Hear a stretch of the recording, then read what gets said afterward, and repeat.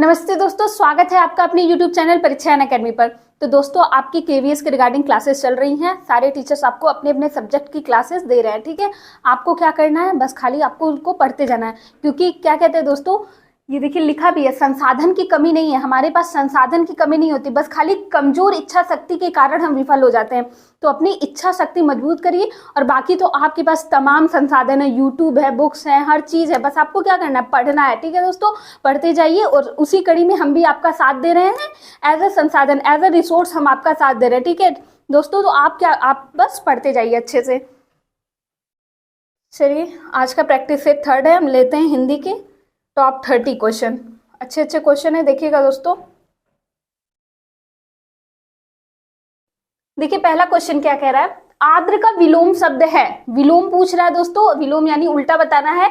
बताइएगा, नम होता है, शुष्क होता है, गीला होता है या लचीला होता है। तो दोस्तों आर्द्र, वैसे नम उसका क्या समानार्थी होता है, लेकिन आर्द्र का उल्टा पूछा है। तो आर्द्र का उल्टा क्या होगा, शुष्क। क्या होता है, शुष्क। ऑप्शन नंबर बी जो आपका है सही हो जाएगा, ठीक है दोस्तों। बाकी गीला का अगर पूछे तो सूखा बता दीजिएगा, और लचीला का पूछे तो कठोर, ठीक है दोस्तों। अगर किसी का पूछे आप विलोम अच्छे से देख के जाइएगा, विलोम अक्सर पूछा जाता है। अब देखिए अगला कह रहा है, दिए गए विकल्पों में से कौन सा विकल्प अंगना शब्द का समानार्थी है। अंगना शब्द का समानार्थी पूछ रहा है, बताइएगा। आंगन, पल्लू, स्त्री, गांव। बहुत लोग अंगना देख के क्या लगा देंगे, आंगन लगा देंगे, ठीक है, क्योंकि आंगन को भी हम लोग अंगना बोल देते हैं। लेकिन नहीं, ये जो आंगन शब्द का समानार्थी जो होता है वो किसको हम लोग अंगना, स्त्री का क्या होता है, समानार्थी होता है। आपके बाकी अगर स्त्री की बात की जाए तो नारी, महिला, ठीक है, स्त्री, ये सब क्या है आपके अंगना। अंगना भी एक जोड़ लीजिएगा, उसमें किसको कहते हैं, स्त्री कहते हैं, हमेशा ध्यान रखिएगा दोस्तों। अगला क्वेश्चन कह रहा है, जिसकी पूर्व से कोई आशा न हो, वाक्यांश के लिए उपयुक्त शब्द होगा। पूर्व से कोई आशा ना हो, प्रत्याशित, अप्रत्याशित या अप्रत्याशित। अप्रत्याशित, देखिए दोस्तों एक ही क्वेश्चन में दो चीज हो गया। एक तो अप्रत्याशित, इसमें जो सही आंसर आपका अप्रत्याशित होता है। लेकिन अगर आपको वर्तनी नहीं पता होगी तो भी आप गलत करके चले आएंगे, क्योंकि अप्रत्याशी ये भी है, अप्रत्याशित ये भी, और अप्रत्याशित ये भी है। तो दोस्तों वर्तनी का भी आप लोग ध्यान देकर चलिएगा, नहीं तो उसकी वजह से भी आपका जो आंसर होता है वो गलत हो जाएगा, ठीक है। तो इसमें से सही होता क्या है, प्रत्याशित नहीं होता, अप्रत्याशित होता है। और जो शुद्ध अप्रत्याशित है वो क्या है, ये वाला ऑप्शन नंबर डी जो आपका है, यही आपका सही हो जाएगा। जिसकी पूर्व से कोई आशा ना हो, ना आने की आशा ना, क्या होता है, अप्रत्याशित होता है। अगला क्वेश्चन देखिए, कह रहा है, हरिमोहन अपनी बहन को पुस्तक देता है। वाक्य में रेखांकित पद में कारक है। इसमें रेखांकित जो पद था दोस्तों आपका बहन को था। क्या था, बहन को रेखांकित पद था। बताइएगा इसमें कारक क्या है, कर्म, संप्रदान, संबंध, अधिकरण। तो दोस्तों जब किसी को कोई चीज दी जाती है, या फिर अगर आप विभक्ति चिन्ह अच्छे से पढ़ लें, जैसे कर्ता ने कर्म को, क्या होता है, कर्म को होता है। तो को आया है तो को आपका किस में होएगा, कर्म को। तो ऑप्शन नंबर ए वैसे ही आसान हो जाता है, ऑप्शन नंबर ए आपका सही हो जाएगा, बाकी तीनों आपके गलत हो जाएंगे। देखिए अगला क्वेश्चन कह रहा है, उज्ज्वल। उज्ज्वल कह रहा है दोस्तों कि 4 संधि विच्छेद दिए गए, सही तरीका चयन कीजिए, ठीक है दोस्तों। बताइएगा, उज धन ज्वल, उत धन ज्वल, या फिर उदधन ज्वल, या फिर उत्धन ज्वल, ठीक है दोस्तों। तो देखिए क्या होता है, उज्ज्वल जो होता है, पहले तो देखिए गलत लिखा हुआ है, उद आधा ये ऐसे लिखाता है, ठीक है, उज्ज्वल, ठीक है। देखिए वर्तनी का भी ध्यान दीजिएगा। और इसमें जो रहता है क्या होता है, इसका संधि विच्छेद होता है, उत्धन ज्वल होता है, ठीक है दोस्तों। यदि देखिए एक रूल, एक नियम होता है विसर्ग संधि का, यदि त या द के बाद, यदि त या द के बाद क्या आए, ज या झ आए, ठीक है, ज या झ आए तो उसका क्या हो जाता है, ज हो जाता है। क्या हो जाता है, ज हो जाता है, ठीक है दोस्तों। तो इसीलिए क्या हो गया, उज्ज्वल हो गया है ना। इसी का सज्जन, सज्जन वगैरह भी इसी का रहता है, ठीक है, ध्यान दीजिएगा, सज्जन भी इसी का रहता है। तो आपका कौन सा का, उत्धन ज्वल, ऑप्शन बी जो आपका है सही हो जाएगा। अगला क्वेश्चन देखिए, कह रहा है, जिस समास में सब पद अथवा उनका समाहार प्रधान रहता है उसे क्या कहते हैं। दोस्तों जिस समास में दोनों पद, कहना क्या चाह रहा है, दोनों पद प्रधान होंगे ना। तो बताइएगा, बहुव्रीहि नहीं, बहुव्रीहि क्या होते हैं, दोनों पद मिलकर एक विशेष अर्थ देते हैं, तो बहुव्रीहि आपका नहीं है। तत्पुरुष में आपके कारक चिन्ह जितने आते हैं वो वाले समास होते हैं। और द्वंद्व समास, आपका द्वंद्व समास में ही दोनों पद प्रधान होते हैं, जैसे माता पिता, भाई बहन, दिन रात, ऐसे आपके और इसमें स्पेशल क्या रहता है, इसमें विशेष बात रहती है, इसमें योजक चिन्ह लगा रहता है। आपको शब्दों के बिन अधिकतर योजक मिलेंगे और अधिकतर ये क्या होता है, विलोम होते हैं या समानार्थी शब्द होते हैं। ठीक है दोस्तों, तो ऑप्शन नंबर सी जो द्वंद्व समास है वो सही हो जाएगा। और द्विगु समास क्या होता है, आपका प्रथम पद संख्यावाची होता है। ठीक है, जहां संख्या मिलेगी वो आपका द्विगु हो जाएगा, ये चीजें याद रखिएगा। ऑप्शन नंबर सी यहाँ सही हो जाएगा।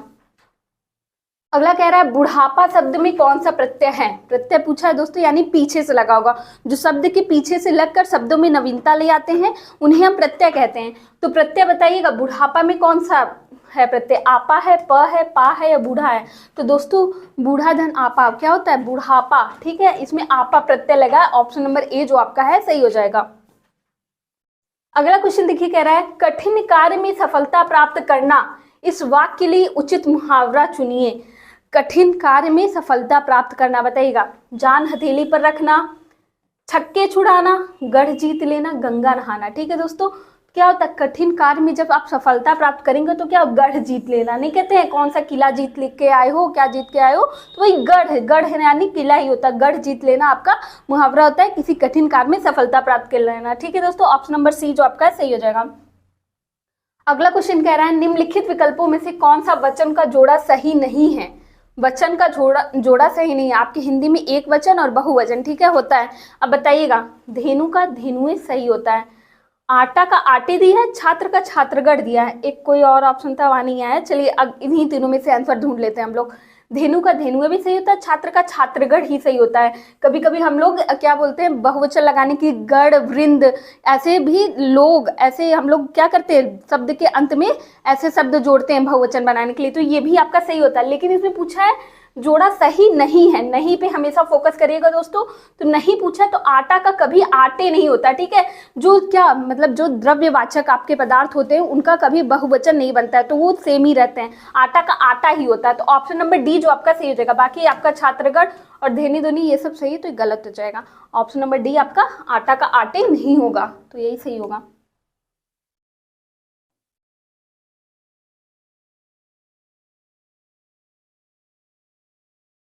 चलिए अगला क्वेश्चन देखिए दोस्तों, कह रहा है मानव मात्र को गीता के महात्म से परिचित होना अनिवार्य है। रेखांकित शब्द को शुद्ध कीजिए। इसमें रेखांकित पद ये जो दिया आपका महात्म्य जो दिया है, इसी को हमको शुद्ध करना है। तो बताइएगा महात्म्य कैसे लिखाता है, महात्म्य होता है ना, तो ये देखिए गलत लिखा है। तो बताइए महात्म्य लिखा है, महात्म्य या महात्म्य, फिर ये महात्म्य, बताइएगा दोस्तों क्या होता है।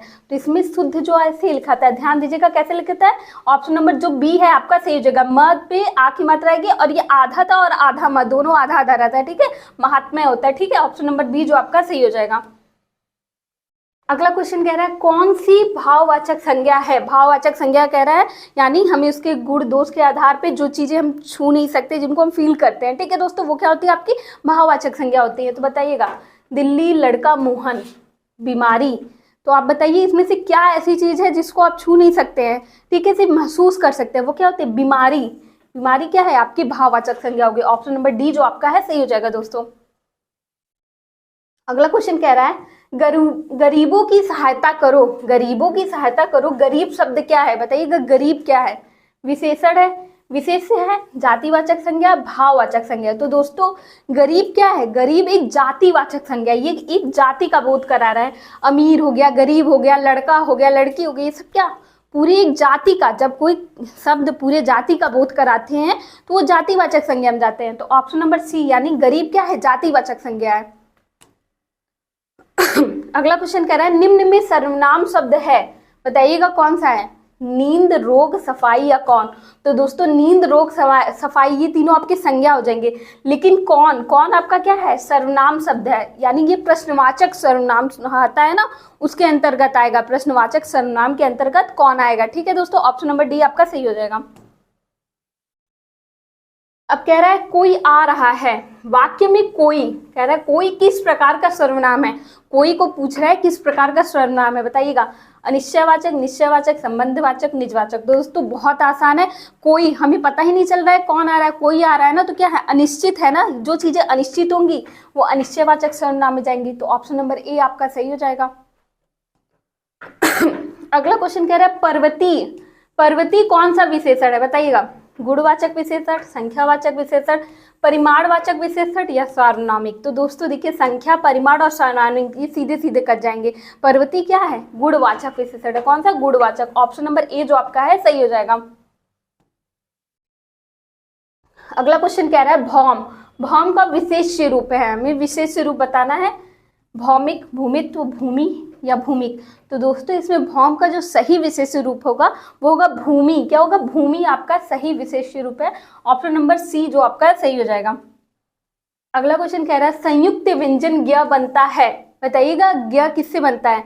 ग धन इ से, ज धन इ से, ग धन न से, क धन ग से। तो दोस्तों संयुक्त व्यंजन जो ज्ञ रहता है वो ज, आधा ज रहता है, हलंत ज और इया से बनता है। तो ऑप्शन नंबर जो बी आपका सही है। ठीक है दोस्तों, बाकी अगर आपका त्र आ जाएगा तो त धन र से बनता है। ठीक है, ऐसे अगर आप पूरे संयुक्त व्यंजन अच्छे से देख के जाइएगा। ठीक है, अगला क्वेश्चन देखिए कह रहा है निम्न में प्रेरणार्थक क्रिया है, प्रेरणार्थक क्रिया क्या है? उठाना, चमकाना, गिराना, देना। तो दोस्तों जिसमें आना वाना ये सब आता है ना वो प्रेरणार्थक क्रिया होती है। तो देखिए गिराना क्या है? एक प्रेरणार्थक क्रिया। ऑप्शन नंबर सी, जिसमें आपको आना वाना दिखेगा ना ये सब क्या होता है? आपका प्रेरणार्थक क्रिया के अंतर्गत आता है, ध्यान रखिएगा दोस्तों। ऑप्शन नंबर सी जो आपका है सही हो जाएगा।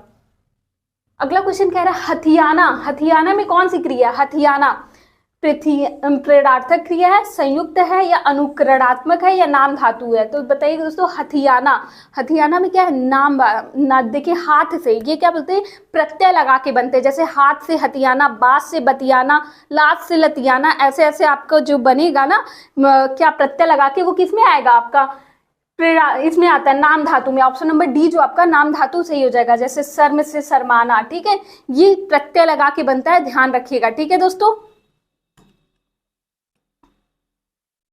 अगला क्वेश्चन कह रहा है रिजु, रिजु का विलोम है, बताइएगा? सीधा, सरल, त्रिकोण, वक्र। तो दोस्तों रिजु अगर आप मैथ भी पढ़ते हो तो बोलते हैं ना रिजु कोण वक्र, उसमें सब रहता है। तो रिजु का क्या होता है? वक्र। क्या होता है? वक्र। ठीक है, रिजु मतलब सीधा, वक्र मतलब टेढ़ा मेढ़ा। तो ऑप्शन नंबर डी जो आपका है सही हो जाएगा, वक्र। कौटिल्य का विलोम शब्द है, कौटिल्य मतलब जो कूटनीतिज्ञ होता है। ठीक है, आपके महान अर्थशास्त्री जो हैं कौटिल्य, चंद्रगुप्त जिनका नाम विष्णुगुप्त भी है, बताइएगा उसका विलोम क्या होगा? मृदुलता, आर्तव, मार्दव या आर्जव? तो दोस्तों आर्जव, आर्जव का मतलब सीधा होता है ना। ठीक है, तो कौटिल्य, कौटिल्य का विलोम क्या होगा? आर्जव होगा। ठीक है, मृदुलता का कठोरता और आर्तव का अनार्तव होगा। ठीक है, ऑप्शन नंबर डी जो आर्जव है ध्यान रखिएगा, कौटिल्य का विलोम होगा। अगला क्वेश्चन कह रहा है निम्नलिखित में से कौन सा शब्द पुल्लिंग है? पुल्लिंग बताना है दोस्तों। दीमक, वर्षा, रात या विधुर? तो दोस्तों इसमें सीधा सीधा दिख रहा है विधुर। विधुर क्या होता है? जिसकी पत्नी मर चुकी हो उसके लिए एक शब्द क्या होता है? विधुर। तो ऑप्शन नंबर याद रखिएगा डी यानी विधुर। और विधुर का आपसे विलोम पूछ ले तो विधवा बता दीजिएगा। ठीक है तो विधुर होगा इसमें पुल्लिंग शब्द। अब कह रहा है स्त्रीलिंग पुल्लिंग का कौन सा जोड़ा सही नहीं है? बताइएगा कौन सा जोड़ा सही नहीं है? देव का देवी, मामा का मामी, कांत का कांति या गधा का गधी?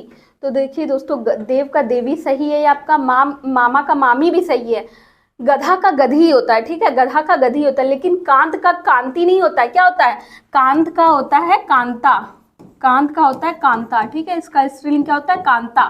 तो यही आपका गलत हो जाएगा। तो ऑप्शन नंबर सी जो आपका सही हो जाएगा। ठीक है दोस्तों, यही आपका जोड़ा गलत है।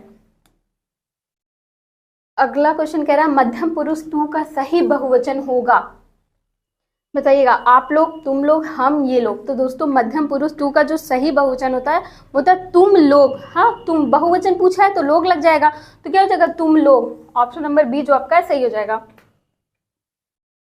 अगला क्वेश्चन कह रहा है सदा, सदा एक वचन में प्रयुक्त होने वाले शब्द, बताइएगा? पौधा, पुस्तक, सहायता, लड़का।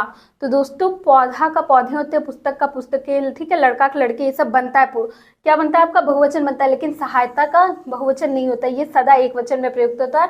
तो ऑप्शन नंबर सी सही होगा। जनता वगैरह हो गया ये सब, ठीक है, तो किस में होते? एक वचन में होता है। तो यहाँ सहायता भी आपका सदा एक वचन में प्रयुक्त होता है। अगला क्वेश्चन कह रहा है गरल का विलोम शब्द है, गरल का विलोम शब्द पूछ रहा है, बताइएगा? शरबत, सुधा, रस या जल? तो गरल मतलब क्या होता है, गरल का विलोम पूछा है, तो गरल बहुत वो गरल कर, तो इसका क्या होता है, सुधा होता है, क्या सुधा, गरल का सुधा होता है। ऑप्शन नंबर बी जो सही हो जाएगा, गरल का सुधा, जल का थल हो जाएगा, ठीक है, याद रखिएगा।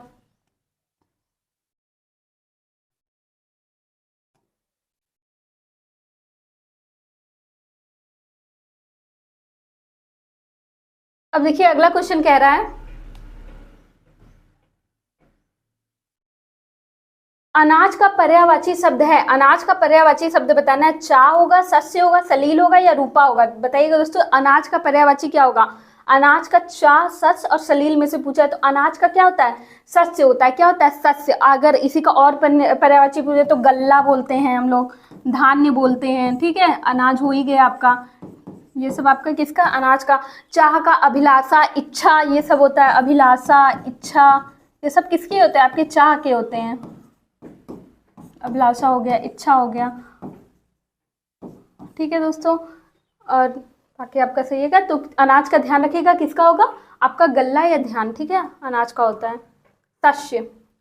पाहुना का पर्यायवाची होगा, पाहुना, पाहुना का पर्यायवाची पूछा है, कृषक, जम्बुक, आगंतुक या आदित्य। तो पाहुना मतलब क्या होता है, मेहमान यानी आगंतुक। ऑप्शन नंबर सी जो आपका पाहुना का क्या होगा, आगंतुक, इसी में मेहमान हो जाएगा आपका, पाहुन हो जाएगा आपका, किसका होता है, पाहुना का होता है, ठीक है। जम्बुक आपका श्रीगाल का होता है, गीदड़ होता है ना, श्रीगाल, गीदड़, ये सब आपके किसको, सियार, ये सब किसका है, जम्बू का है।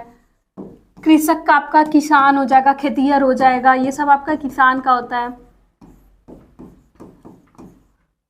खेतिहर, ठीक है, किसान का होता है। आदित्य आपका सूरज का पर्यायवाची है, तो सूरज का दिवाकर, भानु, भास्कर, ये सब आपका किसका होता है, आदित्य का होता है। तो ऑप्शन नंबर सी जो पाहुना का किसका, आगंतुक का होता है, मेहमान, ठीक है, सी याद रखिएगा, आगंतुक। अगला क्वेश्चन कह रहे हैं, कौन सा वाक्य आसन्न भूत काल में है, आसन्न भूतकाल में, जो अभी अभी जल्द ही निकट में समाप्त हुआ उसे क्या बोलते हैं, आसन्न भूतकाल बोलते हैं। तो बताइएगा, तू आता तो मैं जाता, तू आता तो मैं जाता, ये तो हेतु हेतु मद, जिसमें शर्त दिखे वो क्या होता है, हेतु हेतु मद हो जाता है, क्या होता है, हेतु हेतु मद, हेतु हेतु मद भूतकाल हो गया, ठीक है। मोहन आया सीता गई, ये क्या हो गया, सामान्य वर्तमान काल हो गया, कौन सा, सामान्य, सामान्य, मोहन आया सीता गई, ये सामान्य भूतकाल में जाएगा। वह आया था, ये पूर्ण भूतकाल हो गया, ठीक है दोस्तों, पूर्ण भूतकाल। और मैंने आम खाया है, ये अभी निकट में समाप्त हो गया, तो यही आपका ऑप्शन नंबर डी सही हो जाएगा, आसन्न भूत क्या होगा, ऑप्शन नंबर डी आपका सही है।